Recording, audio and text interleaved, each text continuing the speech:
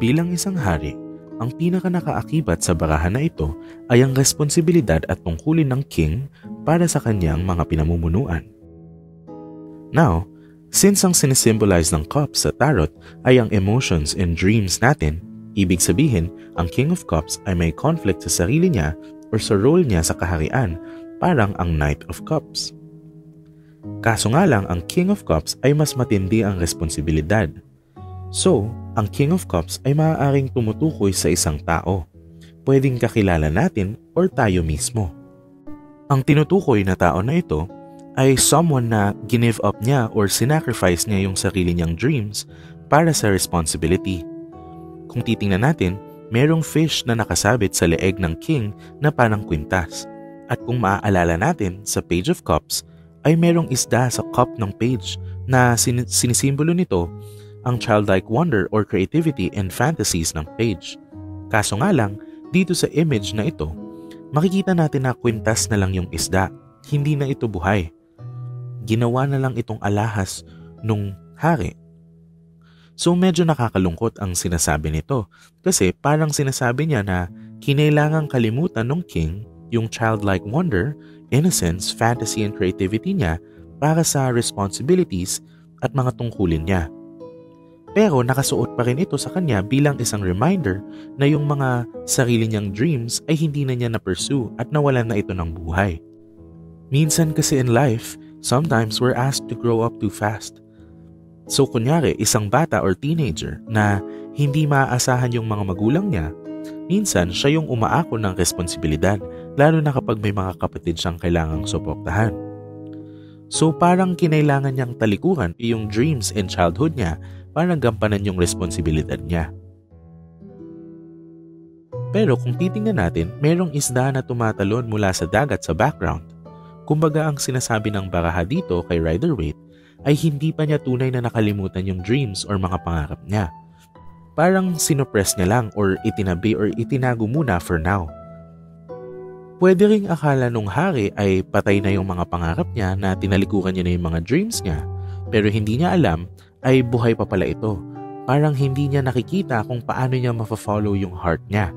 Pero kung titingin lang siya sa likod, makikita niya na may pag-asa pa na matupad niya yung mga pangarap niya. Yung tono din ay nasa gitna ng dagat or tubig. Kung maaalala natin, ang tubig ay nagpapahiwatig ng emotion, dreams, reflection, and imagination sa tarot. Pero yung tono ng king ay halos nakalutang sa ibabaw ng tubig. Ang ibig sabihin kasi nito ay maaaring yung tao na tinutukoy ng king ay very closed off, na napakarami nilang feelings or emotional sila or madami silang dinadala at dinadamdam pero ayaw nilang ilabas, ayaw nilang i-acknowledge. Kumbaga, isang tao who doesn't reach out at sinasarili nila yung responsibility nila at mga pinagdadaanan nila. So, ang advice ng card na ito ay iwasan natin ang masyadong repression. Kumbaga, kapag kinimkim natin masyado yung mga dinadamdam natin, madi-distort yung judgment natin bilang hari. Kasi baka maging repressed or prone tayo to violence. At eventually, baka maging galit yung mga kinukulong nating emosyon. Pwede rin naman na ang ibig sabihin ng King of Cups ay maturity.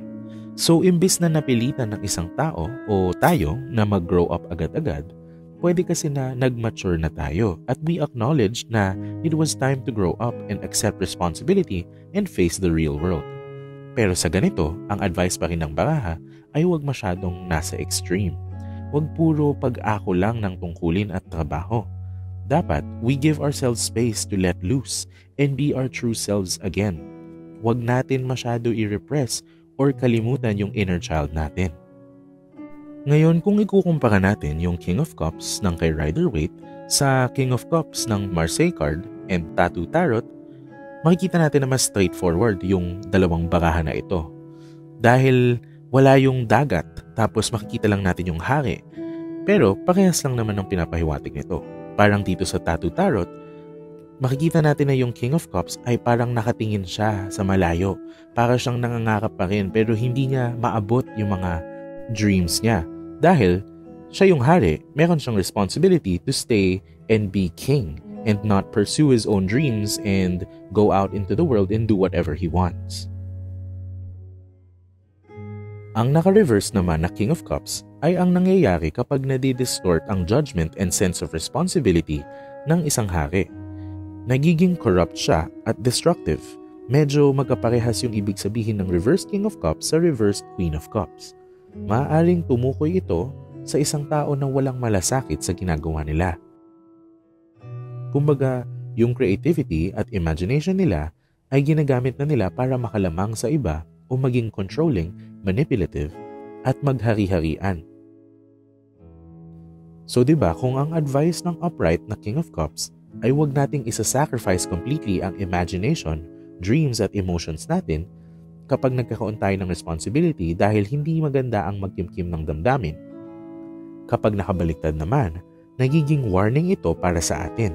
Ang reverse na King of Cups ay ang yung masyadong extreme na opposite. Ibig sabihin, wala ka ng sense of responsibility na ginagawa mo na lang kung ano ang gusto mo. Ito ang delikado kapag sumobra naman tayo sa fantasies at pagsunod sa sarili nating desires. At isa pa, pagdating naman sa love life and romance, maaaring ang nakabaliktad na King of Cups ay tumutukoy sa isang tao na manipulative at hindi trustworthy. Kumbaga, isang tao na hindi siniseryoso yung responsibilidad na magmahal at maging part ng isang relationship. Kaya, ginagawa niya kung anong gusto niya kahit na nakakasakit na ito sa lover niya. Kaya ang reversed King of Cups ay pwedeng ibig sabihin ay immaturity. Kaya maaari itong tumukoy sa isang tao na hindi pa handa tumanggap ng responsibilidad. Kumbaga hindi pa nila kayang maging hari ng isang kaharian, kaya nagiging destructive sila at irresponsable. Hanggang dito na lang muna at hanggang sa muli. Like our videos and subscribe dahil marami pa kaming videos tungkol sa divination at fortune telling.